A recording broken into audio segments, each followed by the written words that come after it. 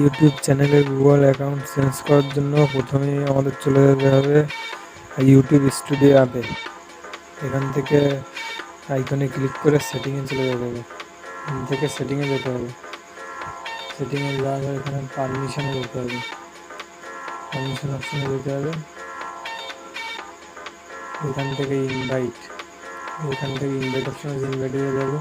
এখানে যে অ্যাকাউন্টটা অ্যাড করবে সেই অ্যাকাউন্টের জিমেইলটা অ্যাড করে দেবে। এখানে আমি এই অ্যাকাউন্টটা অ্যাড করবো, তাই আমি এই জিমেইলটা অ্যাড করছি। পুরো জিমেইলটা লিখতে হবে।